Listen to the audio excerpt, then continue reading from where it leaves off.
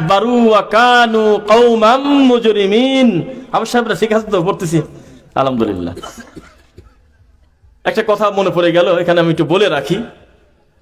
যখন হাফেজ সাহেব কোরআন তেলাওয়াত করলো, বিশ্বাস করেন কোরআনের আরেকটা সৌন্দর্য আছে, যায়্যিনুল কুরআন বিআসওয়াতিকুম, সুন্দর করে কোরআন মাজিদ পড়ে, এটা কোরআনের একটা হক, ঠিক না?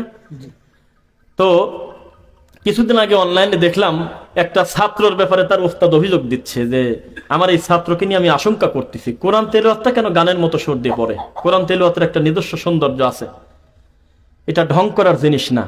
তো যখন কোরআন তেলাওয়াত এই হাফেজ সাহেব করলো, আমাদের মনটা ভরে গেল আলহামদুলিল্লাহ। এত মিষ্টি করে তাজবিদ সহকারে একেবারে সুন্দরভাবে সিফাত হক আদায় করে প্রত্যেকটা হরফের উচ্চারণ ঠিক রেখে এভাবে পড়া, এটা প্রতিষ্ঠানের একটা বড় সৌন্দর্য আলহামদুলিল্লাহ, কোরআনেরও একটা বড় ইজ্জত, এটা ভালো। তো সুম্মা আওরাসনাল কিতাবাল্লাযীনা ইসতাফাইনা মিন ইবাদিনা, আমি গল্পের মতো করে বলতেছি, ঠিক আছে নাকি? হ্যাঁ, আমি এটা এইভাবেই বলি কথা। যেহেতু আমাদের জায়গায় গরম হওয়ার দরকার নাই, তা আল্লাহ সুবহানাহু ওয়া তাআলা কোরআন মাজিদের হাফেজ করবেন কাকে কাকে, ভালো আলেম বানাবেন কাকে কাকে, এটা আগে রেজিস্ট্রি করে রাখছে। সুবহানাল্লাহ। কঠিন পরিশ্রম করে একটা মেকার হতে পারলেন, ইঞ্জিনিয়ার হতে পারলেন, দুনিয়াবি বহু কিছু চেষ্টা করলে হয়তো হতে পারলেন আল্লাহ সুবহানাহু ওয়া তাআলার ইচ্ছায় যদিও, কিন্তু আপনি জোর করে কাউকে পিটায়ে সারা রাত দিন মেহনত করে কোরআনে হাফেজ হতে পারবেন না, আলেম হতে পারবেন না। একসাথে 20 জন কোরআনে হাফেজ পড়ার জন্য ঢুকছে, মাত্র 4টা ছেলে হাফেজ হয়েছে, বাকি 2 বছর 3 বছর 27 পারা পড়ার পরেও ঝরে যায়, জানেন আপনি? 28 পারা 29.5 পারা হয়েছে, কয়দিন পর পাগড়ি দেবে, শয়তান কানে দড়ি দিয়ে টেনে নিয়ে চলে গেছে এক দেশে। কঠিন জিনিস। আল্লাহ সুবহানাহু ওয়া তাআলা এটা অনুগ্রহ দয়া, তিনি আগে রেজিস্ট্রি করে রাখছে আমি কাকে কাকে এই সম্পদ দেব আলহামদুলিল্লাহ। এখন যদি আমাকে আপনি 5টা অঙ্ক দেন কি 2 পৃষ্ঠা মুখস্থ করতে দেন, আমার ক্ষমতা নাই হুবহু আপনাকে কাল সকালে এটা বুঝে দেওয়া, কিন্তু মাইকে পড়তেছে, আমার ওস্তাদ জীবিত আছে, আমার শত শত বন্ধু ফ্রেন্ড আছে, আর ভুল কথা বললে কিন্তু কমেন্টে কিন্তু শুরু হয় গালাগালি, প্রমাণ হয়। আল্লাহর কসম, 1 বছরের আগেই গোটা কোরআন মাজিদটা আল্লাহ আমাকে মুখস্থ করার তৌফিক দিয়েছে আলহামদুলিল্লাহ। ওই একই মানুষ হাফেজ হওয়ার পরে যখন আমি মাদ্রাসায় ভর্তি হলাম, তখন একদিনে 4টা অঙ্ক ভালোভাবে ক্লিয়ার করে পরের দিন জমা দিতে পারি নাই, 2টা হয়তো 3টা হয়তো। ইংরেজি একটা বড় প্যারা পড়তে দিলে, একটা রচনা পড়তে দিলে 5 দিন লেগে যেত, তাও শেষ হয় না। কিন্তু কোরআন মাজিদ আমরা শেষ করলাম 1 বছরে 5 পৃষ্ঠা 7 পৃষ্ঠা 6 পৃষ্ঠা সবক দিয়ে। সবক বোঝেন নাকি? নতুন করে মুখস্থ হয়ে যেটা শোনায়, বহু শব্দ আছে, সবক, 7 সবক, আমক্তা, তেলাওয়াত, তারপর সবিনা, বহু কিছু, এটা ভাষা।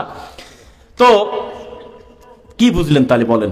এই মানুষই এই 1 পৃষ্ঠা রিডিং করে বাংলা মুখস্থ করে নিজের মাতৃভাষা আমরা টিকাতে পারি না, সকালে ভুলে গেছি। কিন্তু মাত্র 5-7 ঘন্টা 6 ঘন্টা 4 ঘন্টা কোরআন তেলাওয়াত করে আজকে কোরআনে হাফেজ ছেলেরা দেখতেছেন আপনাদের সামনে বসে 5 পৃষ্ঠা 7 পৃষ্ঠা করে আল্লাহর কোরআনের মুখস্থ করতেছে। স্বাভাবিক কথা। তাহলে এটা আল্লাহর বিশেষ অনুগ্রহ কিনা? বিশেষ অনুগ্রহ। কিন্তু এখানে একটা কথা আছে, আগে আপনার ছেলে ভর্তি করতে চাইলে আমরা বলতাম তো ঠিক আছে মাদ্রাসায় দিয়ে দেন, কিন্তু এখন শুধু এই কথা বলি না মাদ্রাসায় দিয়ে দেন, তা বলি না। আমরা বলি কি, সহি আকীদার মাদ্রাসা দেন, কোরআন সুন্নাহর অনুযায়ী যে প্রতিষ্ঠানটা চলে সেখানে আপনার ছেলেটাকে দেন। কেননা আপনার ছেলে ফাউন্ডেশনটাই যদি তৈরি হয় বিদআত আর শিরকের উপরে, ও ভবিষ্যতে কি করবেটা কি? আশুলিয়া 3 পুকুর সংলগ্ন মোহাম্মদ শাহিন আলম রাইস মিল মাঠ প্রাঙ্গণের আজকের এই আশুলিয়া ধামরাই ঢাকার গুরুত্বপূর্ণ একটি প্ল্যাটফর্মে আমরা বসতে পেরেছি আলহামদুলিল্লাহ, যেখানে আমরা দূর থেকে কাছ থেকে পুরুষ মহিলা বাচ্চা যুবক বৃদ্ধ বাবাজি যে যেখান থেকে যাদের সামর্থ্য অনুযায়ী আল্লাহ সুবহানাহু ওয়া তাআলা চেয়েছেন তারা আমরা এখানে এসেছি আলহামদুলিল্লাহ। প্রথমে একটা মজার জিনিস বলি, বেশিরভাগ মাহফিলে গিয়ে আমরা দেখি যে মাহফিলের যিনি সভাপতি হন, দিন ধর্ম তো তিনি খুব বেশি জানেন না, বরং ঈদের জামাতও ফেল করে মাঝে মধ্যে। বাধ্য হয়ে বিপদ টিকানোর জন্য, মায়ের ঠেকানোর জন্য তাকে সভাপতি করা হয়। এই হিসেবে আমি নিজেকে মনে করতেছি যে শুকরিয়া আদায় করি আলহামদুলিল্লাহ, যে সভাপতি যাকে করা হয়েছে তিনি নিজে একজন কোরআনের দায়ী আলহামদুলিল্লাহ। তো এর চাইতে বড় নিয়ামত আর হতে পারে না একটা মাহফিল কেন্দ্রিক। কেন শুনবেন? কারণ সভাপতি যদি আল্লাহকে না চেনে তাহলে তো বক্তাকে দিয়ে চিনাতেও দেবে না সে। অনেক মাহফিলে বক্তাকে ঠেকায় দিচ্ছে। আমি একটা জায়গায় মাহফিল করতেছি, আমার আগেই বলতেছে হাদিস কোনোদিন জাল হয় না, খেয়াল রাখি কথা বলেন। হাদিস আবার জাল কিসের? শিয়া সুন্নি সব একই তো, আমরাই তো, খবরদার গ্রুপ করবেন না। তাহলে ও কি আল্লাহ চিনলো? শিয়া আর সুন্নি মিশে ফেলছে, কি করবেন করেন। তো এইরকম কাণ্ড যদি একজন সভাপতির থাকে তাহলে তো আপনি মন মতো কথা বলতে পারবেন না। তো এই হিসাবে আমরা শুকরিয়া আদায় করতেছি আলহামদুলিল্লাহ যে আমাদের আজকের এই মাহফিলের সম্মানিত সভাপতি শায়েখ আব্দুল্লাহ আল মাহমুদ, উপাধ্যক্ষ শরীফবাগ ইসলামিয়া কামিল মাদ্রাসা ধামরাই ঢাকা। আলহামদুলিল্লাহ, আল্লাহ সুবহানাহু ওয়া তাআলা তার ইলমে বরকত দিক এবং দিনের জন্য আরো বেশি চূড়ান্তভাবে কবুল করুক, আল্লাহুম্মা আমিন। এবং আমার পূর্বে যিনি কথা বললেন, অত্যন্ত পরিশ্রম করে, কালেকশন কাজটা খুব কঠিন এটা বোঝেন, মানে তিনি পরিশ্রমটা করেছেন এবং আপনারা ধৈর্য সহকারে বসেছিলেন। আমার ডানে বামে যারা রয়েছেন সকলেই সম্মানিত। ঢালাও ভাবে আমভাবে আল্লাহর কাছে তাদের জন্য শুকরিয়া আদায় করি, তাদের জন্য দোয়া করি। আল্লাহ সুবহানাহু ওয়া তাআলা তাদেরকে সকলকে আমাদেরকে দিনের জন্য কবুল করুক, আল্লাহুম্মা আমিন।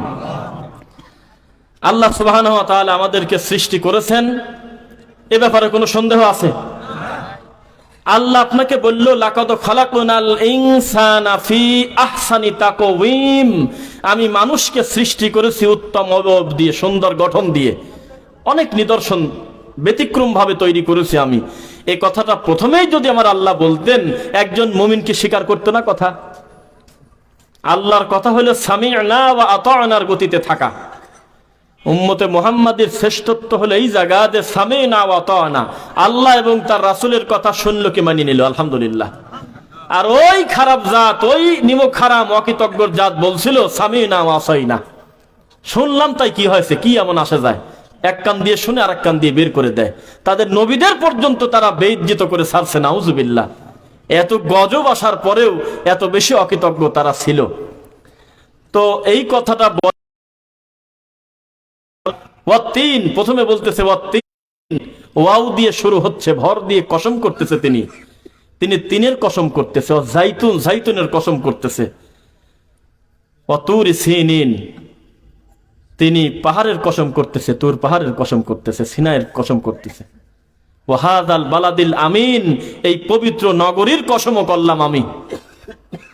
লাকাদ খালাকনাল ইনসানা ফি আহসানি তাকওয়িম, অবশ্যই আমি মানুষকে তৈরি করেছি অত্যন্ত সুন্দর অবয়ব দিয়ে, আলহামদুলিল্লাহ। তাহলে একটা কথা বলার পূর্বে যদি এতবার কসম যায়, তাহলে সেই কথা আরো কত সত্য হওয়ার কথা। আল্লাহ নিজের ব্যাপারে বলতেছে ওয়ামান আসদাকু মিনাল্লাহি কিলা, কে আছে আমি আল্লাহর চাইতে বেশি সত্যবাদী আছে কেউ? ফোন কাটেন, আমি 10 মিনিট ব্যাগ দিচ্ছি, 4 দিন হয় ফোনই ধরে না। আপনি দাঁড়ান, আমি এখনই চলে আসতেছি। দেখা গেল যে তার কোনো খোঁজ নাই। ব্যক্তি এলেম ভালো, বড় মাওলানা, বড় মসজিদের ইমাম, বড় হাজি, বড় শিক্ষিত মানুষ, সব ঠিক, কিন্তু কথা দিয়ে কথা রাখে না, তার কথার কোনো দাম নাই। আল্লাহ সুবহানাহু ওয়া তাআলা তার নিজের ব্যাপার আপনাকে জানায় দিচ্ছে ওয়ামান আসদাকু মিনাল্লাহি কিলা, তুমি এটা আগে শক্তভাবে জানো যে আমি আল্লাহর চাইতে বেশি সত্যবাদী কেউ নাই। সুবহানাল্লাহ। ওয়াদা খেলাফ করাটা হলো আমাদের একটা শান, মর্যাদা। মানুষকে বসায় রাখাটা একটা মান। অফিসের অন্যান্য স্টাফ বলতেছে স্যার এত তাড়াহুড়া করেন কেন? বলে যে 3টায় মিটিং, বলে চুপ করে 1 ঘন্টা বসে থাকতে দেন, আপনার গুরুত্ব বুঝুক আপনি কি জিনিস। 4টার সময় আপনি ঢুকবেন, তারই তো আপনি প্রধান অতিথি, সবাই তাকায় থাকবে যে লোকটা আসবে কখন, স্যার আসবে কখন। এই তো মনে হয় স্যারের গাড়ি ঢুকলো, ফলস গাড়ি আরো 2-3টা পাঠাবেন, আপনাকে যেন সহজে খুঁজে না পায়। আপনি ধরাছোঁয়ার বাইরে থাকবেন। তাছাড়া এত বড় দায়িত্বশীল আপনি গ্রামের প্রধান, আপনার থাকেটা কি? এটা হলো দুনিয়ার মানুষের নীতি। আল্লাহ বলতেছে ওয়াকালা ওয়াদা রাব্বুহু হাক্কা, তোমরা কি বোঝো না আমি আল্লাহর চাইতে বেশি ওয়াদা রক্ষাকারী কেউ নাই? সুবহানাল্লাহ, কেউ নাই আমি আল্লাহর চাইতে বেশি ওয়াদা রক্ষা করে কেউ। সুম্মা রাদাদনাহু আসফালা সাফিলিন, কেবল বলল কি আর তারপরে বলল কি? দেখেন আসমান আর জমিন পার্থক্য, আলো আর অন্ধকারের পার্থক্য। কেবল বলল আপনাকে কত সুন্দর তৈরি করেছে, এখন আল্লাহ বলতেছে সুম্মা রাদাদনাহু আসফালা সাফিলিন, অতঃপর এই জাতকে আমি সর্বনিম্ন উল্টা দিক করে ফিরাইছি আমি। কথা বুঝতেছেন নাকি? ইন্নাহু কানা যালুমান জাহুলা, নয় জালেম নয় জাহেল, কোনটা হবেন হন। যারা বলতেছে যে আমরা হলো বেটার পজিশনে আছি, আমরা তার আলেম না, আলেম না বুঝবে, তারা দিন ধর্ম জানছে বুঝছে, আমি তার আলেম না। দিনের ব্যাপারে কথা বললেই বলে যে আমি কত কিছু বুঝি, আমি তার মাওলানা না, আমি তার হুজুর না। এই কথা বললে কি বিচারের মাঠে টিকা যাবে? বিশ্বাস করেন ইসলাম শব্দের অর্থই হলো জানা বোঝা। আরে শুরুই তো হলো ইকরা দিয়ে, তুমি পড়ো। যেই ধর্মের শুরুটাই হয়েছে পড়া দিয়ে, এই ধর্মে কিভাবে আপনি বড় হুজুরের দিক ধর্ম মুস্তাফা দিয়ে বসে থাকতে পারেন? ইসলামের সবচেয়ে বড় সৌন্দর্য এইটা, পড়লে লোকটা আত্মতৃপ্তি পাবে, পড়লে আল্লাহর দয়া পাবে, পড়লে তার মর্যাদা বৃদ্ধি পাবে। তাবিজ শিরিক তো খালি খালি বলি না আমরা। আল্লাহ সুবহানাহু ওয়া তাআলার কত দয়া, শুধুমাত্র মুখ দিয়ে খালি পড়েছেন যে আলিফ লাম মিম, সঙ্গে সঙ্গে 30টা নেকি পেয়ে গেছেন। কিন্তু এই সেম জিনিসটা কাটি যদি প্যাকেট করে গলায় নিয়ে নেন, তাহলে নেকি তো দূরের কথা, আল্লাহর কোরআনকে বেইজ্জত করলেন।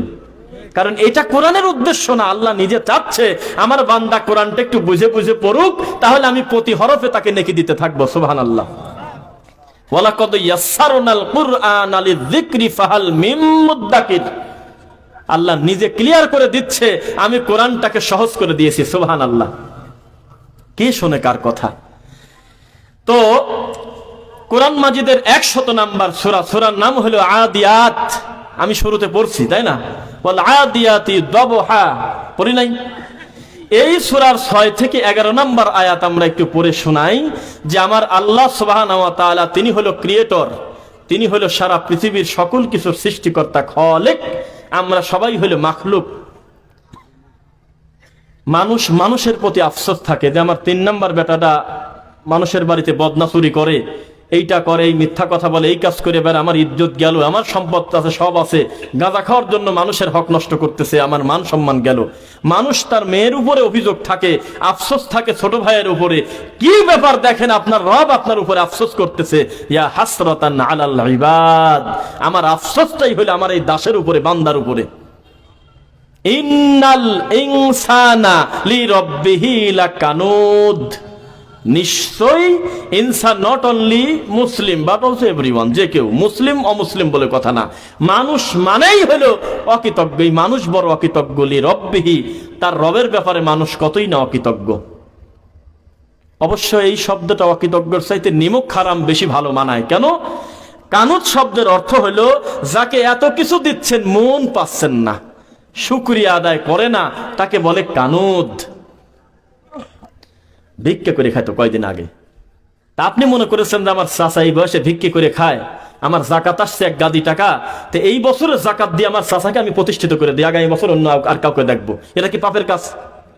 আমার জীবদ্দশা আমার চাচা মানুষের বাড়ি ভিক্ষা করে, আল্লাহ আমাকে সামর্থ্য দিয়েছে, 30 লাখ টাকা দিয়ে 3 তলা বিল্ডিং করে দিয়েছে গ্রামের বাড়িতে, ভিক্ষা করে খেত, বৃষ্টি আসলে ওর ঘরে আগে ঢুকতো, এইরকম সোনের ঘর ছিল। 1 মাসও যায় নাই, মানুষের কাছে বলতেছে যে সবই ভালো, 3 তলা বিল্ডিং যখন করে দিলি, তাহলে সিঁড়ির ঝামেলা বাদ দিয়ে লিফটের ব্যবস্থা করা যায়নি। কথা বোঝেন নাই মনে হয়। ভিক্ষা করে খাতো কয়দিন আগে, এখন আপনি দিয়েই বিপদে পড়ে গেছেন আপনি। ইন্নাল ইনসানা লিরাব্বিহি লাকানুদ, আমার সৃষ্টিকর্তা আমার আল্লাহ যদি আমাকে যদি লকব দিচ্ছে যে তুমি বড় নিমক হারাম, তাহলে আপনি স্বীকার করতে বাধ্য না? সূরা আরাফ 7 নম্বর সূরা, আয়াত নাম্বার 133। এই সিলসিলা, এই অকৃতজ্ঞতা যে আমরা পূর্বে থেকেই টেনে নিয়ে আসতেছি, সিলসিলা বোঝেন নাকি? বিভিন্ন মাহফিলে দেখবেন যে বড় করে লেখা থাকে, আগমন করিবেন, প্রথম 4 লাইন বাদ, মেলা সময় লাগবে 4 লাইন পড়তে, উপরে 4 লাইন বাদে লেখে নামের উপরে যেটা থাকে 1 লাইন, যে আগমন করিবেন অমুক জায়গা হতে, সিলসিলায় অমুক শরীফের, অমুকের কেবলার, অমুকের সাহেবজাদার, অমুক থাকে না। সিলসিলা মানে হলো ক্রমান্বয়, এই বংশ ক্রমান্বয় বোঝায়, ধারাবাহিকতা বোঝায়, একটা সিরিয়াল বোঝায়। তো সূরা আরাফ আয়াত নাম্বার 133, 7 নম্বর সূরা, আল্লাহ সুবহানাহু ওয়া তাআলা বলতেছে ফাআরসালনা আলাইহিমুত তুফান, আমি দিয়েছিলাম তাদের উপরে, বনি ইসরাইলের ওই জাতের উপরে আমি দিয়েছিলাম কি? তুফান, প্লাবন দিয়েছি আমি। ওয়াল জারাদ ওয়াল কুম্মাল ওয়াদ দাফাদি ওয়াদ দামা আয়াতিম মুফাসসালাত ফাস্তাকবারু ওয়া কানু কওমান মুজরিমিন। আমার সাহেবরা শিখাচ্ছে তো, পড়তেছি আলহামদুলিল্লাহ। একটা কথা মনে পড়ে গেল, এখানে আমি একটু বলে রাখি। যখন হাফেজ সাহেব কোরআন তেলাওয়াত করলো, বিশ্বাস করেন কোরআনের আরেকটা সৌন্দর্য আছে, যায়্যিনুল কুরআনা বিআসওয়াতিকুম, সুন্দর করে কোরআন মাজিদ পড়ে, এটা কোরআনের একটা হক, ঠিক না? তো কিছুদিন আগে অনলাইনে দেখলাম একটা ছাত্রর ব্যাপারে তার ওস্তাদ অভিযোগ দিচ্ছে যে আমার এই ছাত্রকে নিয়ে আমি আশঙ্কা করতেছি কোরআন তেলাওয়াতটা কেন গানের মতো সুর দিয়ে পড়ে। কোরআন তেলাওয়াতের একটা নিজস্ব সৌন্দর্য আছে, এটা ঢং করার জিনিস না। তো যখন কোরআন তেলাওয়াত এই হাফেজ সাহেব করলে আমাদের মনটা ভরে গেল, আলহামদুলিল্লাহ। এত মিষ্টি করে তাজবিদ সহকারে একেবারে সুন্দরভাবে সিফাত হক আদায় করে প্রত্যেকটা হরফের উচ্চারণ ঠিক রেখে এভাবে পড়া, এটা প্রতিষ্ঠানের একটা বড় সৌন্দর্য, আলহামদুলিল্লাহ। কোরআনেরও একটা বড় ইজ্জত, এটা ভালো। তো সুম্মা আওরাসনাল কিতাবাল্লাযী নাসতাফাইনা মিন ইবাদিনা, আমি গল্পের মতো করে বলতেছি, ঠিক আছে নাকি? হ্যাঁ, আমি এটা এইভাবেই বলি কথা। যেহেতু আমাদের জায়গায় গরম হওয়ার দরকার নাই, তা আল্লাহ সুবহানাহু ওয়া তাআলা কোরআন মাজিদের হাফেজ করবেন কাকে কাকে, ভালো আলেম বানাবেন কাকে কাকে, এটা আগে রেজিস্ট্রি করে রাখছে। সুবহানাল্লাহ। কঠিন পরিশ্রম করে একটা মেকার হতে পারলেন, ইঞ্জিনিয়ার হতে পারলেন, দুনিয়াবি বহু কিছু চেষ্টা করলে হয়তো হতে পারলেন আল্লাহ সুবহানাহু ওয়া তাআলার ইচ্ছায় যদিও। কিন্তু আপনি জোর করে কাউকে পিটায়ে সারা রাত দিন মেহনত করে কোরআনে হাফেজ হতে পারবেন না, আলেম হতে পারবেন না। একসাথে 20 জন কোরআনে হাফেজ পড়ার জন্য ঢুকছে, মাত্র 4টা ছেলে হাফেজ হয়তো, বাকি 2 বছর 3 বছর 27 পারা পড়ার পরেও ঝরে যায়, জানেন আপনি? 28 পারা 29.5 পারা হয়েছে, কয়দিন পর পাগড়ি দেবে, শয়তান কানে দড়ি দিয়ে টেনে নিয়ে চলে গেছে এক দেশে। কঠিন জিনিস।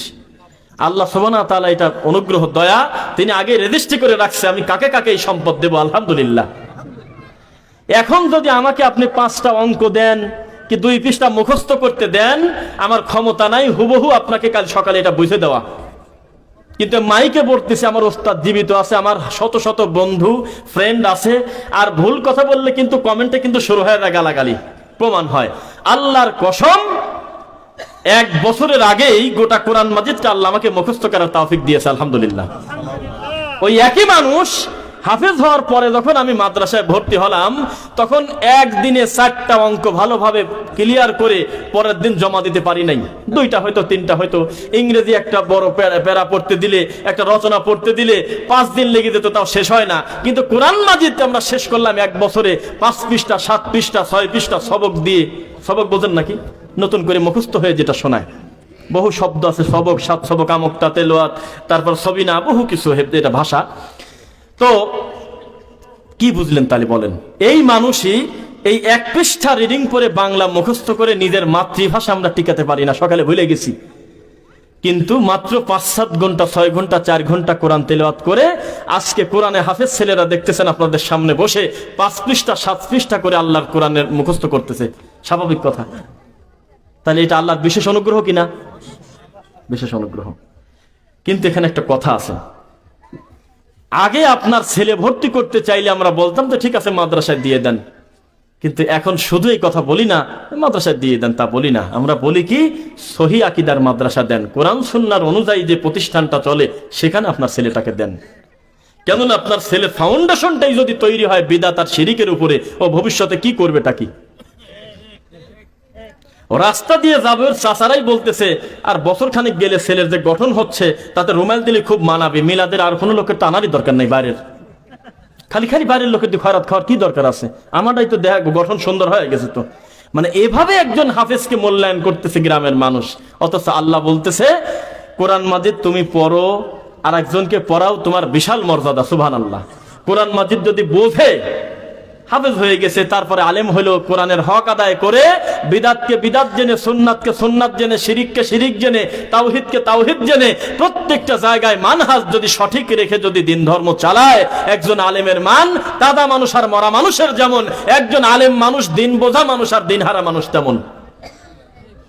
দলিল কোরআন মাজিদের আয়াত, আপনি জান কোথায়? কুল হাল ইয়াস্তাউইল আহইয়া ওয়াল আমওয়াত।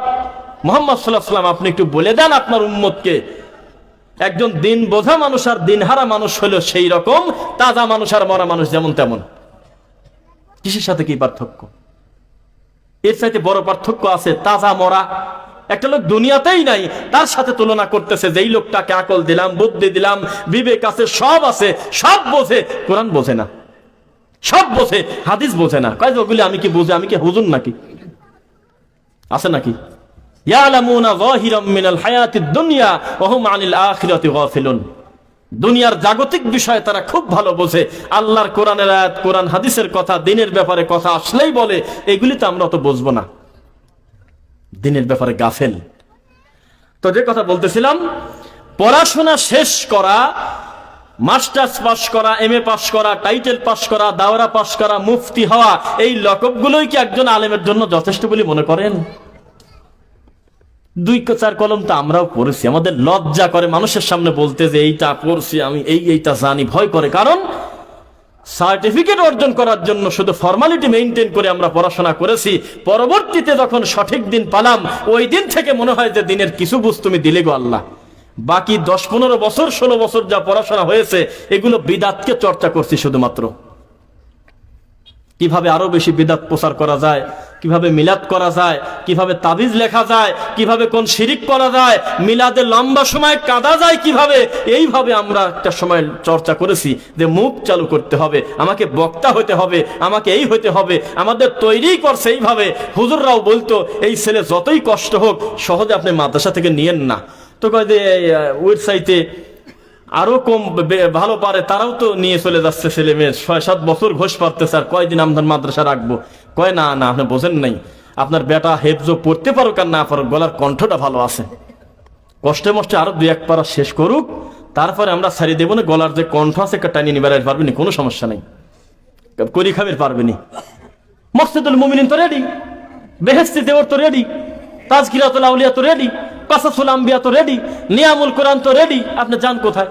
ফাজাইলের সিরিজ তো রেডি, আপনি বক্তে না যান কোন জায়গা? খালি সুর হলেই বাস যথেষ্ট। এটা কি কোরআনের মর্যাদা? এটা কি আল্লাহর দাবি? কোরআন বুঝতে হবে, নিজের সংশোধনটা আগে করতে হবে, নিজের ভিতরে কোরআন এবং সহিহ হাদিসটা আগে চর্চা করে আমলিয়াত হয়ে নিজেই সৌন্দর্য তৈরি করতে হবে। তারপরে আপনি যখন মানুষকে বলবেন, আল্লাহ আপনার উপরে দয়া করবে ইনশাআল্লাহ। এই কিছু বিষয় আমরা শুরু করব, তার আগে মাঝখানে একটা বিষয় আমি বলে দেই। অভিযোগ যদি নিজের ঘর থেকে আসে তখন ক্লিয়ার করে দিতে হয়। আপনার মা, আপনার বাপ, আপনার স্ত্রী, আপনার সন্তান সন্দেহ করে আপনার, তখন আপনি বাধ্য আপনার কর্ম, আপনার ইনকাম সোর্সের খাতটা তাদের সামনে শো করা। ঘরের মানুষ যদি সন্দেহ করে তো জায়গা থাকে না, আর বলতে হয়। তা আমাদের কিছু ভাই অথবা তারা হয়তো ভালো উদ্দেশ্যেই বা তাদের কাছে বারবার আসে, আমার পড়াশোনার যোগ্যতাটা কি, অনেক সময় কমেন্ট করে। এগুলো তো আমরা দেখেও হয়তো ইগনোর করে চলি, যে কত কিছুই তো লেখে, মিষ্টি ভাষায় লেখে তুমি ইহুদির দালাল, তোমাকে আমরা চিনি, তুমি খ্রিস্টানের দালাল, তুমি লামাজহাবি, তুমি ওহাবি, এগুলো আমরা মাথায় নেই না। তবে বারবার একটা বিষয় বলা হয়, তাই আমি আমার ব্যাপারে আমি ছোট করে একটু বলে, আমাদের হাতে আলহামদুলিল্লাহ সময় আছে, আমরা কি কথা বলবো ইনশাআল্লাহ। কষ্ট হচ্ছে না তো আপনাদের? একটা তাকবীর দিয়েই দেই, লিল্লাহি তাকবীর, আলহামদুলিল্লাহ। আমি এখন যে কথাগুলো বলবো আপনি সাংবাদিকগুলো দেখেন, 1, 2, 3, 4, 5, 6, 7, 8, 9, তাহলে কোনো না কোনো মিডিয়ায় ধরা কিন্তু পড়েই যাবে। আমি যদি মিথ্যা কথা বলি, আমার কোনো বন্ধু ঠিক পাওয়া যাবে, আমার কোনো ওস্তাদ ঠিক পাওয়া যাবে, যাদের প্রতিষ্ঠানে পড়াশোনা করছি ঠিক পাওয়া যাবে। বাপরে বাপ, ঠিক আবার পাবে না, এইরকম করে বসে আছে, এইরকম করেই বসে আছে, ভুল করে না করলেই কামড় দিয়ে ধরবে। এই লাইনটাই হলো এইরকম, এই লাইনটাই হলো এইরকম। সারা জীবন চুপ করে বসে থাকবে, হঠাৎ একটা ভুল করবেন, আপনার কত বন্ধু কাদের সাথে পড়াশোনা করছেন এইবার ঠিক পাবেন।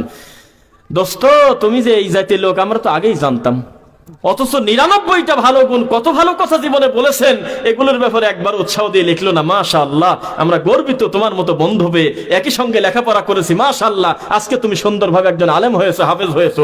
বরং ও রাত দিন টেনশনে শুকে যাচ্ছে যে ব্যাপারটা কি, ভুল করে না কেন, তখন আমরা ধরবো, টুটে পারি। এটা মানুষের স্বভাব, রাগ করবেন না। তাই আমি যা বলবো আমি আল্লাহকে সাক্ষী রেখে একদম সত্য বলি। একদম শুরু থেকে, প্রথম আমি পড়াশোনা শুরু করি 1 থেকে 5 পর্যন্ত প্রাইমারি স্কুলে, গ্রামের নামও খোলা বলেই দেই, সাতবাড়িয়া ইউনিয়ন, সোজানগর থানা, পাবনা জেলা, একটা এতে তারাবাড়িয়া। সেখানে আমি 1 থেকে 5 পর্যন্ত পড়াশোনা করেছি। রোল 3 পর্যন্ত আল্লাহ নেয় নাই কোনোদিন, আলহামদুলিল্লাহ, আমি খুশি। যাই হোক, এরপরে ক্লাস 6-এ ভর্তি হলাম হাই স্কুলে। ভর্তি হওয়ার 4 মাস 5 মাস পর পৃথিবীর কেউ আমাকে ঠেলে নাই যে তুমি মাদ্রাসায় চলে যাও। একাই আল্লাহ সুবহানাহু ওয়া তাআলা আমার মনের ভিতরে এটা উদ্বিগ্ন করলেন যে আমি মাদ্রাসায় পড়াশোনা করব। বাড়ির পাশে 2টা ছেলে মাদ্রাসায় যায়, আমি দেখি একটা বিষয় আমাকে সবচেয়ে বেশি ভাবায়েছে, যে মাদ্রাসার 2টা ছেলে টিফিন ক্যারিয়ার বাটি নিয়ে সকালবেলা নাস্তার ছুটির সময় বাড়িতে যাচ্ছে, যে পানি তাতেই 2জন মানুষের হাঁটুর উপরে থোড়া বলি আমরা, আপনারা কি বলেন, থোড়া পর্যন্ত পানি। নিশ্চিত কাপড় বাঁচে না, কিন্তু কাপড়টা একবারে তুলল না, অন্যান্য স্বাভাবিক মানুষ যখন জানে যে এই কাপড় মাসাতে হলে থোড়া পর্যন্ত বা হাঁটু পর্যন্ত পানি, তখন সে কাঁচা দেয়, কিন্তু এই দুইটা ছেলে কাঁচা দিল না। ওরা করলো কি, ধীরে ধীরে ধীরে ধীরে কাপড় উঠাচ্ছে, কিন্তু হাঁটুর উপরে আর পার করে না। চেষ্টা করে যে না তুলে যদি পার হওয়া যায়, হাঁটুর ওখানে থাকা অবস্থায় ভিজতে ভিজতে চলে গেল। অথচ তারা আমার থেকে বয়সে খুব বড়, এটা না, কাছাকাছি সময়। আমার এটা মনের ভিতর একটু দাগ হলো, কিছু না বুঝেই আব্বাকে মাকে বললাম যে মাদ্রাসায় দিয়ে দেন, মাদ্রাসায় পড়বো। নানার বাড়ির সাথে একটা হাফিজিয়া মাদ্রাসা, নাম হলো নিশ্চিন্তপুর হাফিজিয়া মাদ্রাসা। তো সেই মাদ্রাসায় পড়াশোনা ভর্তি হলাম, মক্তব সহ হেফজ সহ সবকিছু মিলায় 1 বছর 4 মাস 22 দিন সম্ভবত। আমার ওস্তাদ যেটা বলছে হুবহু তা কপি করে দিলাম, এখনো জীবিত আছে। 11 মাসে গোটা কোরআন আল্লাহ সুবহানাহু ওয়া তাআলার ইচ্ছে আমাকে আল্লাহ মুখস্থ করার তৌফিক দিয়েছেন। এটার সাক্ষী আমার শত শত বন্ধু, তারা অনলাইনে মসজিদ ভিত্তিক হোক, মাদ্রাসা ভিত্তিক হোক, যে কোনো প্রফেশনে তারা আছে, এই বক্তব্য কোনো না কোনোভাবে শুনে ফেলবে। মিডিয়ার লোক তো ছেড়ে দেবে না, আজকে তো এটা তো ক্লিপ করবে, এরা দেখবে। এরা ভুল বললে তখন সারা জাতি দেখবে যে আমি মিথ্যা বলেছি কিনা। প্রথম প্রাইমারি, তারপর হাই স্কুলে 6 মাস, তারপর হাফিজিয়া মাদ্রাসা নিশ্চিন্তপুর, সাতবাড়িয়া ইউনিয়ন, একই ইউনিয়নে, নানার বাড়ির পাশে। ওখান থেকে হেফজ শেষ করার পর Dhaka new market elephant road প্লেন মসজিদ 1210, ঢাকা আজিমপুর, ঢাকা ইউনিভার্সিটির অপোজিটে, ওখানে আমি পড়াশোনা করলাম। শোনানো বলে, হাফেজ হওয়ার পর শোনানো বোঝেন নাকি? ওখানে শোনালাম, কিছু কিতাবাদি পড়লাম। এরপরে চলে গেলাম গ্রামে, একটা মাদ্রাসার নাম কুড়িপাড়া, মোহাম্মদিয়া দাখিল মাদ্রাসা। সেখানে কিছুদিন পড়ার পর চলে গেলাম শিবপুর, একটা জায়গার নাম। সেখান থেকে এসএসসি ইন্টার দাখিল আলিম পাশ করার পরে, কষ্ট হচ্ছে না তো আপনাদের? আলিম পাশ করার পর মনে করলাম শুধু মাদ্রাসায় না পড়ে দেখি ভার্সিটিতে চেষ্টা করা যায় কিনা। তো জাতীয় বিশ্ববিদ্যালয়, পাবনা এডওয়ার্ড কলেজ বিশ্ববিদ্যালয়, সেখানে ফার্স্ট মেরিটে পলিটিক্যাল সায়েন্স, রাষ্ট্রবিজ্ঞানে আলহামদুলিল্লাহ অনার্সেও চান্স হয়ে যায়। পাশাপাশি ফাজিল কামেল তো বোঝেন, এই দুইটাই চলতেছে। চলতে চলতে এখন আমি ছাত্র আর কি। একটা পরীক্ষা শেষ হওয়ার আগে, একটা পরীক্ষা হলে ডবল এমএ হয়ে যায়, তার আগে করোনার এইটা চলে আসলো, কথা বুঝছেন নাকি? তো এখন সে পরীক্ষা দিতে যাবো, সম্ভবত 11 তারিখে একটা পরীক্ষা আছে। এরপর আর একটা দিলে ইনশাল্লাহ হয়তো শেষ হবে। আল্লাহ যেন আমাকে ভালোভাবে উত্তীর্ণ করেন ইনশাল্লাহ। আমি শুধু মাদ্রাসায় পড়লে পারতাম, এদিকে অনার্স মাস্টার্স না করলেও আমার এমন কিছু আসে যায় না। ইচ্ছা করেই পড়লাম যে বিদ্যা থাক, অসুবিধার কি আছে, সম্ভব হলে 2 জায়গায় চেষ্টা করি। এখন একটা কথা, এতক্ষণ পর্যন্ত যেই বিদ্যার কথা আমি বললাম, আল্লাহর কসম, এইগুলো নিয়ে আমি 3 সেকেন্ডের জন্য, 1 সেকেন্ডের জন্য আমি গর্ব করি না। কারণ আমাকে আল্লাহ দিনের বুঝ দিয়েছে একেবারে পড়াশোনার শেষের দিকে এসে। তারপর থেকে বিশুদ্ধ আকীদা, দিন ধর্ম বইপত্র পড়ে, সালাফি মানহাজটা বুঝে, বিশুদ্ধ দিন বুঝে, বক্তব্যের মাধ্যমে, বড় বড় সম্মানিত দায়ীদের লেখনের মাধ্যমে, তখন আমার মনে হলো যে এইবার মনে হয় দিনের কিছু বোঝার সুযোগ দিলে গো আল্লাহ। এতদিন পর্যন্ত যা পড়েছি, যেখানে পড়েছি তাদের দোষ দেই না, যারা পড়েছে তাদের দোষ দেই না, আমি আমার ভুল ধরি। শুধু পাশ করা লাগবে, এই গতিতে পড়াশোনা করছি, পাশ করে যাচ্ছি, বাস চলতেছে। তো এইটা হলো আমার পড়াশোনা, এটাই হলো আমার অবস্থা। আমার এই দাওয়াতি কাজের জীবনে সর্বপ্রথম আজকের এই আশুলিয়া ধামরাই ঢাকাতে আমি প্রথম এই কথাটা মুখ দিয়ে বললাম। কারণ নেগেটিভ বলুক পজিটিভ বলুক, বারবার একটা বিষয় জানতে চাইলে নিজের থেকে ক্লিয়ার করে দেওয়াটা ভালো। যাই হোক, আল্লাহ সুবহানাহু ওয়া তাআলা আমাদের নেগেটিভ চিন্তা না, আমাদের যারা জানতে চেয়েছে তারা হয়তো ভালো উদ্দেশ্যেই। আর এটা দেখালাম না, আপনারা লজ্জা পাবেন। আমি কোনো মাহফিলে কোনোদিন কোনো মানুষকে আমার নাম সংক্রান্ত ব্যাপারে আমি কোনোদিন বলি নাই যে আমার নামের আগে এটা দেন সেটা দেন। বরং আমি পোস্ট দিলে আমার নামের আগে শায়েখ থাকলে কাটার ব্যবস্থা আছে, একটা থাকে, চিহ্ন থাকে, ওইটা দিয়ে কেটে ঢেকে দেওয়া যায়। 5-6 জনের দাওয়াত দিয়েছে, উপরে আমার নাম রফিকুল ইসলাম বিন সাইদ। তো তার আগে শায়েখ, হাফেজ কি মাওলানা, আমি ওই প্রথম 3টা শব্দ 4টা শব্দ ফুল কাটি তারপরে পোস্ট দিই। তার আগে আমি সহজে পোস্ট দেই না, শুধু আমার নামটুকু রফিকুল ইসলাম বিন সাইদ, শেষ। এই গতিতে আমি চেষ্টা করেছিলাম। আমার খুব লজ্জা লাগে, ভয় লাগে যখন আমার মতো একটা মানুষের নামের আগে শায়েখ, হাফেজ, মাওলানা বহু কিছু দেন। আমি হাফেজ ঠিক আছে, হয়তো আপনি আলেম লেখলেন, কিন্তু আমার নিজের কাছে লজ্জা লাগে। কারণ দিন ধর্ম একটা অন্যরকম জিনিস, আন্দাজে যাকে তাকে টেনে আপনি এই কাজ করতে পারেন না। লকবের ব্যাপারে আমরা খুব ভীত, কি যে হবে দাবা, কি যে হবে কুসেয়া, কি যে হবে মাজা, কি যে হবে শাইখুল হাদিস, কি যে হবে আল্লামা, খুব টেনশন আমরা। যেখানে মুহাম্মদ সাল্লাল্লাহু আলাইহি ওয়াসাল্লাম বলেছেন, তোমাদের সামনে যদি কেউ প্রশংসা করে, অতিরঞ্জিত কিছু বলে, তাহলে সাইড থেকে মাটি তুলে তার মুখে মারো। তাহলে একটা বক্তা বসে আছে, প্রধান আলোচক বক্তব্য দিবে, উপস্থাপক বলতেছে এখন আপনাদের সামনে বক্তব্য দিবেন আন্তর্জাতিক খ্যাতি সম্পন্ন মুফাসসিরে কোরআন, সারা বাংলাদেশের আলোড়ন সৃষ্টিকারী আলহাজ হযরত মাওলানা দাবা, তারপরে কত কিছু বলে নামই খুঁজে পাওয়া যায় না, শেষে আস্তে করে বলতেছে অমুক। তাহলে এটা কি অহংকার আসার কথা না? অত লজ্জা করে আমাদেরকে কেউ সামনে বসায় রেখে যদি অতিরঞ্জিত 1 মিনিট বলতে যায়, বসে যান ভাই, থাক। এমনও বলেছি কোন মাহফিল কমিটি বারবার যদি বলে যে নিচে কি লাগবে একটু বলতে পারতেছেন না, এদের ছাপাতে আসছে এদের কাছে একটু বলে দেন, উপরে লেখপটাকে একটু বলে দেন, এদের মাইকটা দিচ্ছি হলে যে কম্পিউটারে কাজ করবে তার কাছে। আমি বলছি আমার যদি আলাদা করে 3-4 মিনিট ভরে নাম পরিচয় দিয়ে আপনার মাহফিলে যেতে হয়, ক্যান্সেল করে দেন, দাওয়াত দরকার নেই। আপনি আপনার গতিতে যদি আমাকে জেনে মনে করেন যে দাওয়াত দেওয়ার দরকার সেটাই করেন। আলাদাভাবে এই কম্পিউটার আলার কাছে ফোন দিয়ে বলা লাগবে উপরে লেখেন শায়েক, শায়েকের বানান হলো এইটা, এরপরে লিখবেন হলো মাওলানা, এরপরে হাফেজ, উপর দিকে হুবহু একটু টানিয়ে দিয়েন এইটা, নিচে দিবেন এই জিনিস, এইগুলো বললে আমাদের লজ্জা লাগে, এটা খারাপ কাম, তখন লজ্জাটা কাটিয়ে দেয়। তো এইটা হলো অবস্থা। কোরআন এবং সহিহ হাদিস যদি আপনি আমল করেন, আল্লাহর কসম আল্লাহ নিজ দায়িত্বে আপনার সম্মান বৃদ্ধি করবে। আপনি কি বলেন? সারা বাংলাদেশের মানুষ, বিশ্বের বাঙালি রফিকুল ইসলাম বিন সাইদ নামে কোন মানুষ এই দুনিয়ায় আছে আমার গ্রাম কেন্দ্রিক মানুষ ছাড়া কেউ শোনেই নাই, না আমি শুনে নাই। তো কোরআন এবং হাদিসের কারণে আল্লাহ মর্যাদা বাড়ায় নাই, দিনের কারণে আমরা একে অন্যের কাছে আমরা সম্মানী হচ্ছি না। সকল ভালোবাসা কার জন্য? আল্লাহর জন্য। কিসের অহংকার? কাকে কি বলেন আপনি? সূরা বালাদ, কি সূরা বললাম?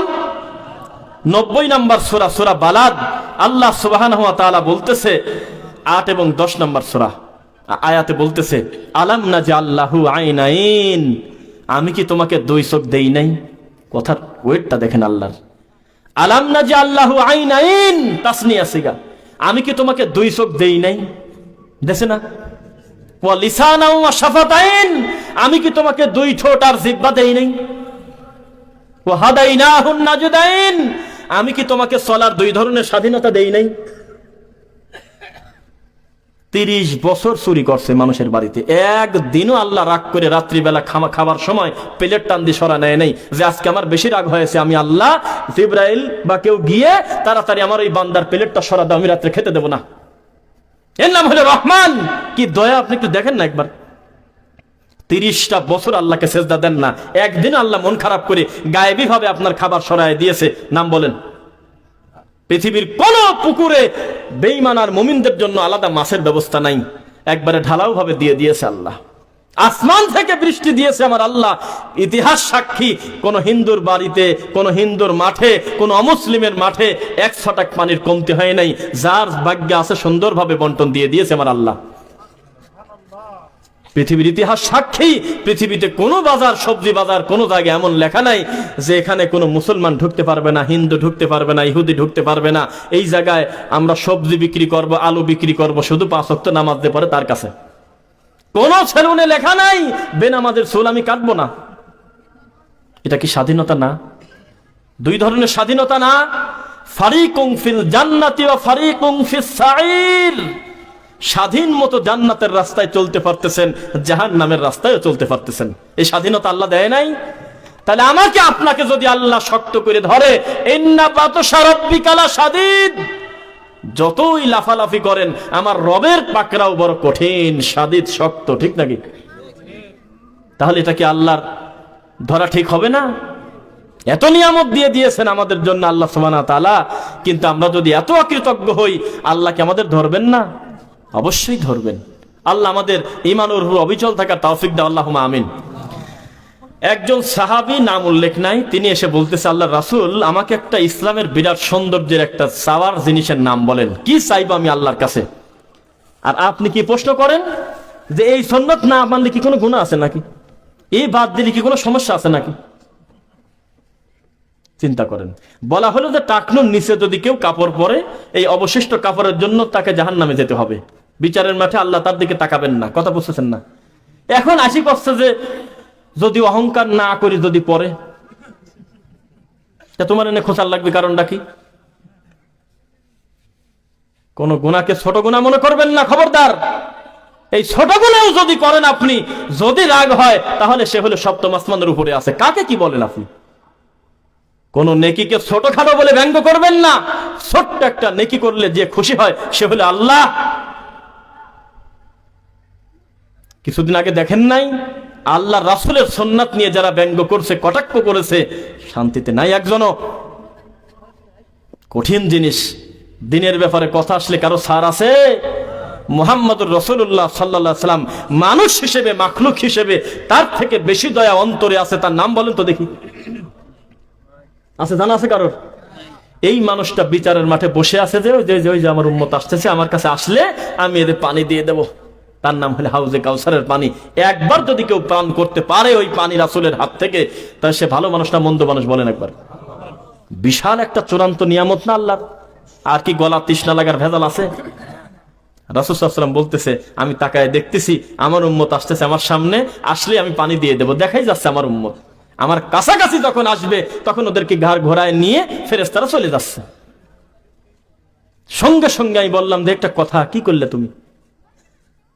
এটা তো আমার উম্মত, আমার কাছে আসলে আমি পানি দেব, এদেরকে ঘোরায় নিয়ে যাচ্ছ কেন? এখানে একটা প্রশ্ন আছে, আপনার উত্তর দেন তো দেখি। ফেরেশতারা কি কোনো গুনাহ করে? আল্লাহ সুবহানাহু ওয়া তাআলা যাকে যে দায়িত্ব দিয়েছে সে তার গতিতে চলতেছে না? আপনার মতো সংসার, স্বামী স্ত্রী, মারামারি, হানাহানি, ব্যবসা বাণিজ্য, পেশাব পায়খানা, কোনো ঝামেলা নেই। আল্লাহ সুবহানাহু ওয়া তাআলা তাদেরকে যে দায়িত্ব দিয়েছে চলতেছে, ব্যাস।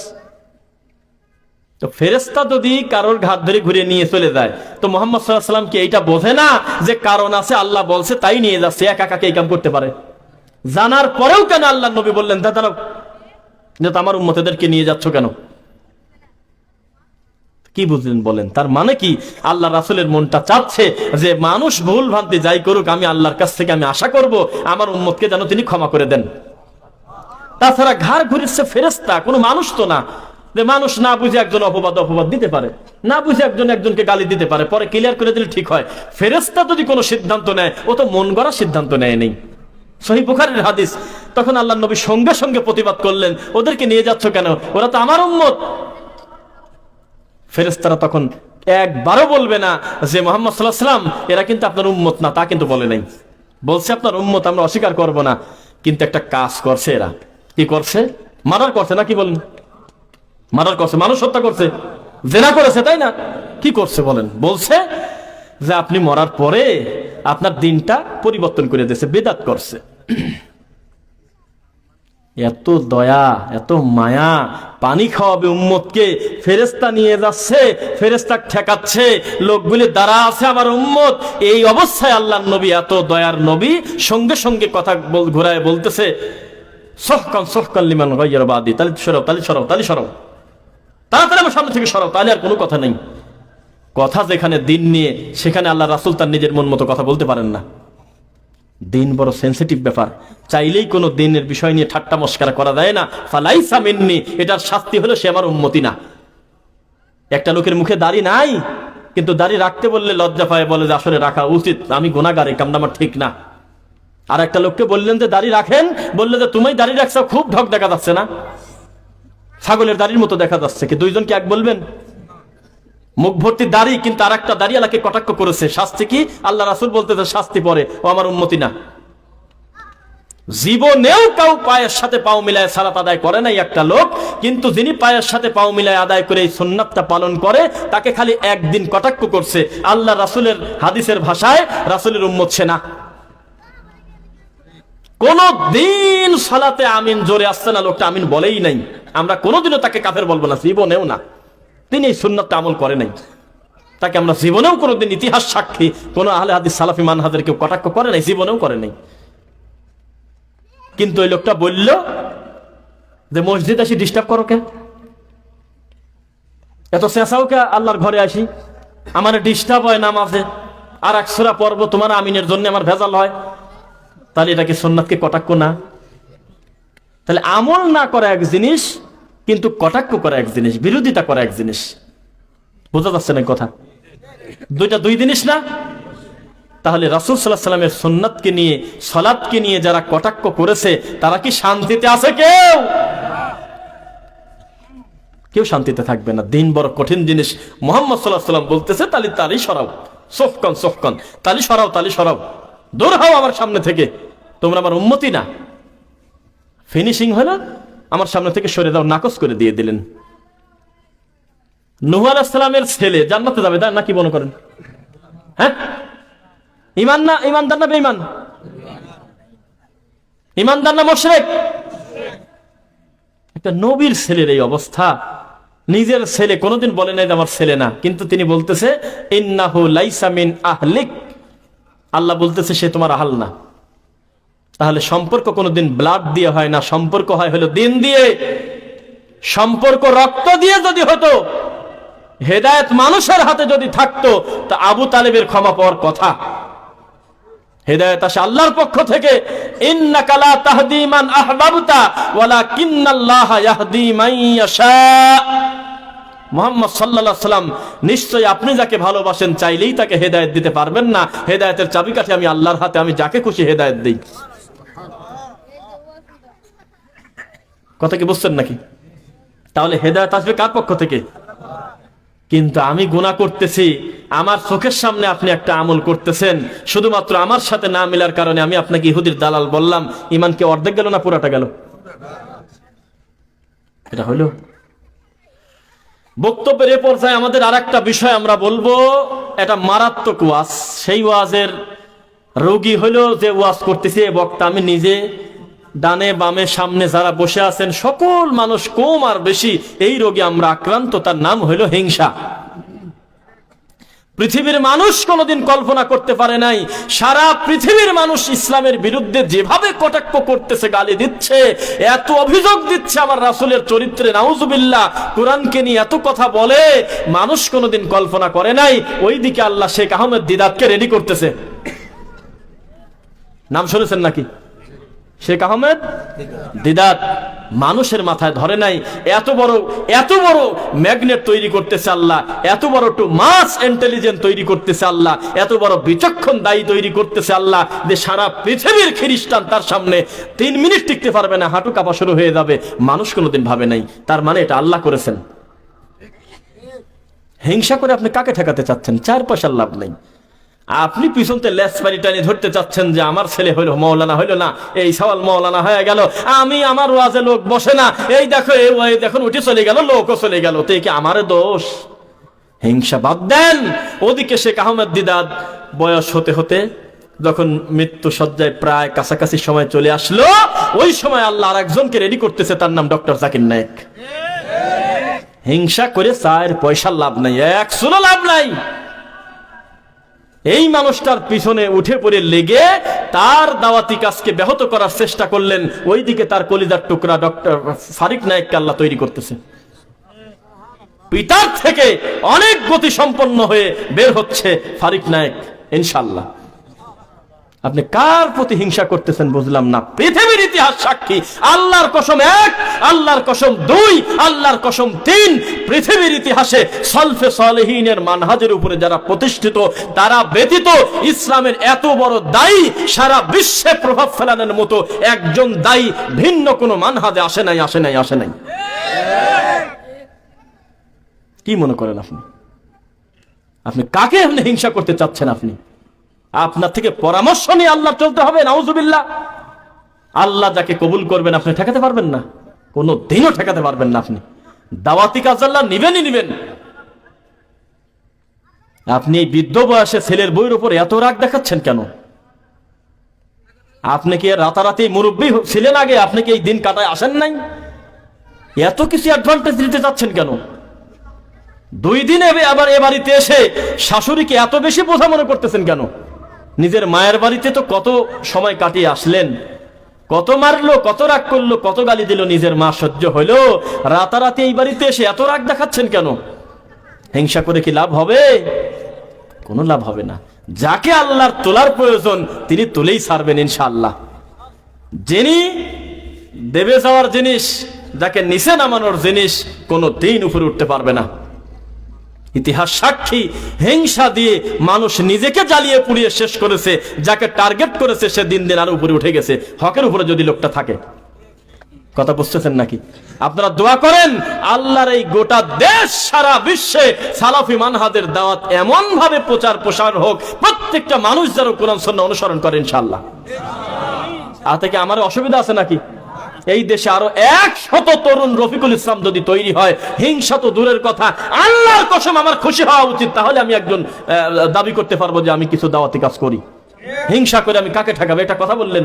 আগামী বছর এমন একজন দায়ী আল্লাহ তৈরি করতে পারেন যে আমার থেকে 4-10 গুণ দ্রুত গতিতে একদম কঠিন ভাবে দৃঢ়ভাবে মানুষের সামনে দাওয়াত দিয়ে লাখো মানুষের সামনে দিন প্রচার করবে। হিংসা করে আমার লাভটা কি? কি লাভ আছে বলেন? 3 বছর আগে 2 বছর আগে আমি ছিলাম না, আজকে 2 বছর 3 বছর পরে আমার থেকে আরো 100 গুণে দায়িত্ব নিয়ে আল্লাহ সুবহানাহু ওয়া তাআলা মাঠে কাজ করাবেন, হাজারো দায়ী তৈরি করবেন ইনশাআল্লাহ। অসুবিধার কি আছে? আমি খালি টাকা টাকা দোয়া করবার বলবো, আল্লাহ একই তো কাম, আমার যা করার দরকার ছিল আমার ভাইটা একই তা করতেছে। হিংসা করে আমার লাভটা কি? কথা বুঝতেছেন নাকি? তাই আমি একটা শক্ত কথা বলছিলাম এর আগে, আমাদের একজন সালাফি মানহাজের দায়ী যখন আরেকজন সালাফি মানহাজের দায়ীর ব্যাপারে বদনাম করে, দুর্নাম করে, গীবত করে, তখন আমাদের খুব লজ্জা লাগে। আহা, কি দরকার? কাম তো আপনি যা করতেছেন এতে একই কাম করতেছে, খালি খালি এর দরকারটা কি? আকীদা এক, মানহাজ এক, দাওয়াতের কাজের সুবিধার ক্ষেত্রে কেউ ব্যানার, কেউ ব্যানারের বাইরে, কেউ সংগঠন, কেউ সংগঠনের বাইরে। হিংসাটা ঢুকালেন কেন আপনি? কত সুন্দরভাবে কাজ হচ্ছে না? সাংগঠনিক ভাবে দেশে হাজার হাজার লক্ষ লক্ষ কপি বই কিতাবাদের খেদমত আল্লাহ নিচ্ছে না বড় বড় দায়ীদের মাধ্যমে? কত প্রতিষ্ঠান হচ্ছে দিন দিন, আলহামদুলিল্লাহ, দেখতেছেন না 2 চোখ দিয়ে? তো এগুলি সমন্বয়ের ফল না? আপনি দূর থেকে ঢেল দিতে চাচ্ছেন কেন? তারা কি কাউকে মুরিদ করতেছে? এইরকম দল মনে করছেন যে মুরিদ করে বেড়াচ্ছে? সালাফি মানহাজের একজন আলেম কোন রকম গ্রুপ করতে যায় কি সে একটা মাজার দেশে বাড়িতে, যে ওই দেখো একটা কাম করছে, দল বানা মাজার দেশে, তা তো আর কেউ করে নাই। বিশাল বিশাল প্রতিষ্ঠান করেছে, শত শত মানে ছাত্র তৈরি করতেছে, দায়ী তৈরি করতেছে আল্লাহর ইচ্ছায়। আপনি শুকরিয়া আদায় করবেন, খালি মুখ দিয়ে বলবেন যে আলহামদুলিল্লাহ, আল্লাহ ওর তো কিছু বুঝি না গো, আল্লাহ কোরআন এবং সহিহ হাদিসের উপরে প্রতিষ্ঠিত করো, আর হাজার হাজার লাখো দায়ী তৈরি করো আল্লাহ। বুঝছেন নাকি? নিজের কথা বলতে লজ্জা করে, আমরা তাই বলে দিচ্ছি। মাহফিল ভালো করে শুরুই হয় নাই, কেবল কয়েকটা রানিং করলাম, 69টা সিরিয়াল কবে শেষ করবো সেই চিন্তা করেন আপনি। তাহলে আমার ভাত কি কেউ খাবে? এটা কথা বললেন। আগামীকালকে যদি দেশের মাটিতে আরো 10 জন দায়ী তৈরি হয়, তা আমার ভাত কি সে খাবে? তাহলে আমার কি করার দরকার? তাকে আরো ফোন দিয়ে বলার দরকার, শুকরান, জাযাকাল্লাহু খাইর, আপনি সুন্দর কথা বলতেছেন, এগিয়ে যান, আল্লাহ যেন আপনাকে চূড়ান্ত ভাবে কবুল করে। আমি গোপনে এই নাম্বার জোগাড় করে করে আমার জুনিয়রদের ফোন দিয়ে এই কথা আমি বলি, তখন ও আবার পোস্ট দেয় যে আজকে অমুক ফোন দিল। তার কাছে তো আমি অনেক ব্যাপার, যদি আমি অন্যদের কাছে হয়তো যে আলহামদুলিল্লাহ মনটা ভরে গেল। এইভাবে উৎসাহ দিয়ে দিয়ে ছাত্র তৈরি করে, যেমন উস্তাদ কেবল তো তার ফল দেখলেন, কেবল দেখলেন না তার ফল, কেবল ফল দেখেন নাই।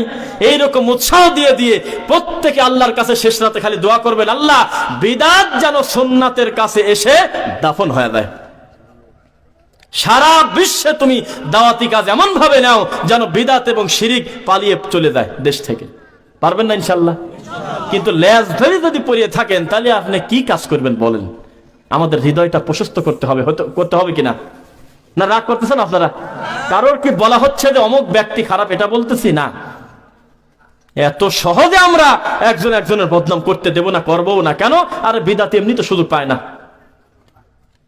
কাফের বলতেছে, ইহুদির দালাল বলতেছে, রাস্তাঘাটে পারলি না খালি ধরে মারে, তারপরে আবার আমি আপনার পাশে লাগিয়ে গেছি, আপনি আমার পাশে লাগছেন, এটা লজ্জার কথা না? এই ক্লিপগুলো নিয়ে নিয়ে ওরা খেলে, ওই নাস্তিকরা বিদাতিরা খেলে, এই দেখো এক শায়েক আর এক শায়েকের বিরুদ্ধে বলছে, এই দেখো ওইরেই তো মিল নাই। এইগুলো সুযোগ নিয়ে নিয়ে বিদাতি, শিরিক প্রচারকারী, কুফরি প্রচারকারী, যার ধর্মে কোনো দামই নাই, মানুষকে মুশরিক করতেছে, এই লোকটা হাসি তামাশা করে। নাউজুবিল্লাহ পড়েন না? অনেক কথা বলে ফেলছি, আমরা খুব বেশি লম্বা করবো না কথা ইনশাআল্লাহ। তো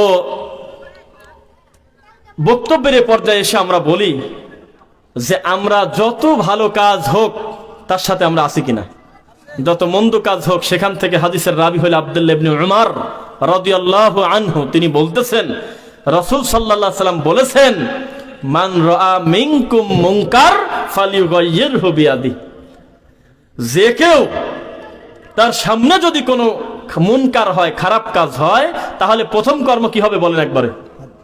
কি করবে? হাত দিয়ে বাধা দেবে। কি দিয়ে বাধা দেবে? যদি না পারে ফাবিল লিসানি, অন্তত জিহ্বা দিয়ে মুখ দিয়ে যেন প্রতিবাদ করে যে ভাই কাজটা অন্যায়।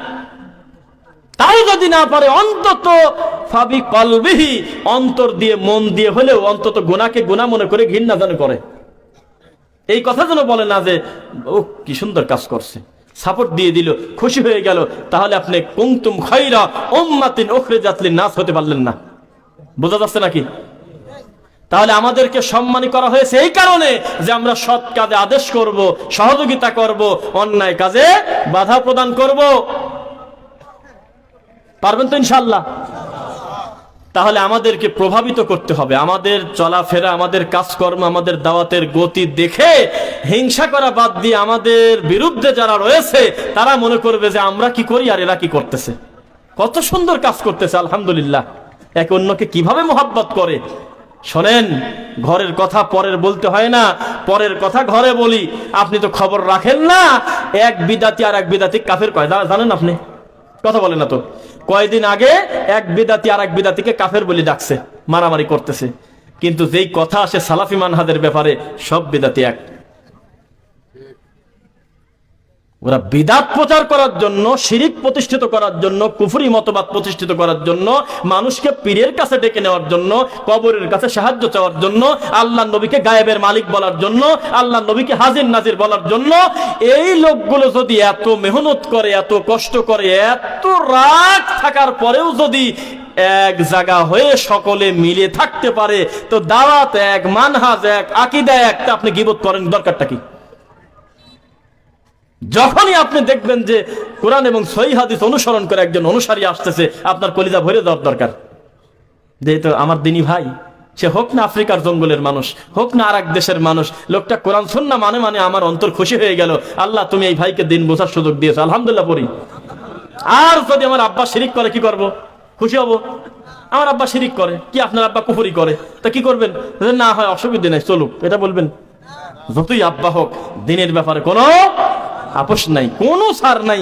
আব্বা এটা শিরিক, এটা 70 শিরিক, 80 শিরিক, 90 শিরিক না, এটা 100 শিরিক। আব্বা এই কর্ম করা যাবে না, বাবার হাত ছাড়তে হবে। আব্বা 100টা মার্ডার কেসের আসামি ক্ষমা পেয়ে যায় আল্লাহর দয়ার বিশ্বাসে।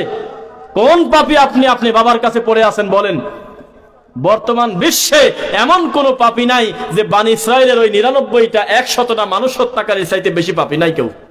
থাকলে তার নাম বলেন, আমার নাম জানা থাকতে পারে। 100টা মানুষ নিজের হাতে হত্যা করা খেলা জিনিস মনে করেছেন? একজন মানুষকে যদি কেউ হত্যা করে বিনা অপরাধে, কতালান নাসা জামিআ, সে যেন সারা পৃথিবীর মানুষকে হত্যা করে দিয়েছে, মানবতাটাকেই মারিয়ে দিয়েছে। অথচ এই লোকটা 100টা মার্ডার কেসের আসামি, মানুষ হত্যা করছে। আল্লাহর কসম এই লোকটাও ক্ষমা পেয়ে গেছে আল্লাহর কাছ থেকে। কেন পাইছে বলেন? কারণ ওই লোকটা গুনাহ করছে, কথা ঠিক, কিন্তু গুনাহ করার পর বলছে আল্লাহ আমি 100টা মার্ডার করছি, এই কথা অস্বীকার করব না, কিন্তু আমাকে যদি কেউ ক্ষমা করতে পারে সে হলো তুমি, সপ্তম আসমানের উপরে আসো। মাঝখানে ঠাকুর বসাই নেই, হাত ঘুরি বের দেয় নাই, মেজ হুজুরে যদি একটু খুশি করতে পারি রে বাবা একটু বলে দিলে, তাহলে ওসিলায় কাম হবে নি। এই হাত ঘোরাতে গিয়ে মানুষ বাঙালি যত মুশরিক হয়, অত মুশরিক অন্য কাজ করে হয় না। তাহলে আমাদের যা দরকার কার কাছে চাইবো? আর 2 মিনিট 3 মিনিট একটা বিষয়ে বলে আমরা শেষ করবো ইনশাল্লাহ। সূরা ফাতিহাতে আমরা আল্লাহকে বলি প্রত্যেক রাকাতে, প্রতিদিন 5 ওয়াক্ত সালাতে 365 দিন বলি ইয়্যাকা না'বুদু ওয়া ইয়্যাকা নাস্তাঈন, তোমার ইবাদত করি, একমাত্র তোমার কাছেই সাহায্য চাই। বাইরে গিয়ে যদি বলে দেও খাজা একটু দেখি দিও বাবা, বাইরে গিয়ে যদি মানুষের কাছে পড়ে থাকে পায়ের কাছে উপর হয়ে, বাবা একটু রহম করো বাবা, রক্ষা করো বাবা, তাহলে কি ইয়্যাকা না'বুদু টিকলো? ওয়া নাস্তাইন টিকলো? লোকটা নিজের কথাতেই তো আল্লাহর সাথে মুনাফিকি করতেছে। নিজেই বলতেছে 5 ওয়াক্ত সালাতে সূরা ফাতিহায় ইহদিনাস সিরাতাল মুস্তাকিম, প্রতিদিন বলতেছে আল্লাহ সিরাতাল মুস্তাকিম, সঠিক রাস্তাটা দেখাও। সালাত শেষ করার সাথে সাথে কিবলা ঠাকুরের কাছে পড়ে আছে, সালাত শেষ করার সাথে সাথে মানুষের কাছে সাহায্য চাচ্ছে।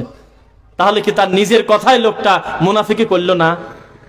তাহলে শুধুমাত্র সূরা ফাতিহাতে একটা মানুষ প্রতিদিন আল্লাহকে কি বলে এইটা যদি হুবহু লোকটা অনুবাদ বুঝতো আর ডিপলি কম্প্রিহেনশন করতো, গভীরভাবে উপলব্ধি করত, তাহলে অন্তত শিরিক আর করার কথা না। নাকি মনে করেন? নিয়ামত প্রাপ্ত মানুষদের পথ দেখান গো আল্লাহ। সাহাবায়ে কেরামের আদর্শ, মুহাম্মদ সাল্লাল্লাহু আলাইহি ওয়াসাল্লামের রেখে যাওয়া দিন যেভাবে সাহাবায়ে কেরাম বুঝেছেন, আজকে হাদিসের মাধ্যমে পাওয়া যায় না 1450 বছর পরেও। হুবহু এটা পাওয়ার পরেও যারা মানে না, তাহলে নিজের কথাই তো লোকটা মুনাফিকি করতেছে আল্লাহর সাথে। যাই হোক, এতক্ষণ পর্যন্ত আমার বয়ান আপনারা মনোযোগ দিয়ে শুনেছেন বলে আমি বুঝতে পারতেছি। এখন আমি কিছু দাবি করবে, একটা লোক আমার কানে কানে বলে নাই, একজনও না। আমি বললাম যে প্রাণ ভরা সভাপতি, প্রাণ ভরা শ্রোতা পাইছি আমি, আলহামদুলিল্লাহ। একটাও সাইডটা কেউ আমাকে শিখায় দেয় না এইটা করতে হবে সেইটা করতে হবে।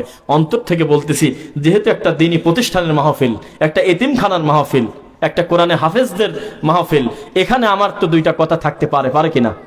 এইটা বলার পর যদি আপনারা উঠে চলে যান, তাহলে আমার মনে হবে যে এতক্ষণ কি কারণে বসেছিলেন। আর একটু ধৈর্য ধরে, আপনার চাইতে বেশি তারা আমার এখান থেকে প্রোগ্রাম শেষ করে টাইনে চলে যাব হলো সেই নবীনগর, নাকি যাই হোক কোথায় জানো, ওখান থেকে যাব হলো বগুড়া জমার খোদবা দিয়ে, আবার নদী পার হবো না গাড়ি পালি, আবার 170 কিলো যাব হলো সেই জামালপুর। ওখান থেকে সিরিয়াল না বলি, কেউ না এক বক্তা সিরিয়াল বলতে যায় খালি কাঁদে, এইটা ভাইরাল হয়েছিল কয়েকদিন আগে, দেখছেন নাকি? আমি 3 তারিখে সিলেট, 4 তারিখে নোয়াখালী, এই কাঁদে। বক্তাদেরও তো সরি শ্রোতাদেরও তা ধৈর্য। আমি খালি চিন্তা করতেছি যে ওই মাহফিলে যদি আমাদের এই শায়েখ উপস্থিত থাকতো, তাহলে তো পাগল বানায় দিত না কত? এটা লজ্জাও তো দরকার। 5-6 মিনিট পরে খালি কাঁদে, অথচ কাঁদার কোনো কথা নাই। 3 তারিখে সিলেট গেলাম আমি, গো বাবা আমি 4 তারিখে নোয়াখালী, আমি 7 তারিখে খুলনা, 9 তারিখে এটা গেলাম, ওখানে আমি কলকাতা নামলাম 10টা 45-এ। কাঁদার কি আছে বলেন? মা দরজা খুললো কয়েক খালি কাঁদে। তো আমি চিন্তা করি, আল্লাহ আপনারা দেখেন এক জিনিস, আমি দেখলাম যে পাশে যে সভাপতি বসে আছে একটা লোক, চুল বড়, এই লোক ধৈর্য ধরতেছে কিভাবে বসে, এ শুনতেছে নাকি? রাত বাজে 2টা, শ্রোতা গ্যাপে গ্যাপে সুযোগ পালি ঠিক সুবহানাল্লাহ কয় লাভ দিয়ে ওঠে। আমি এটা ভাবি। যাই হোক,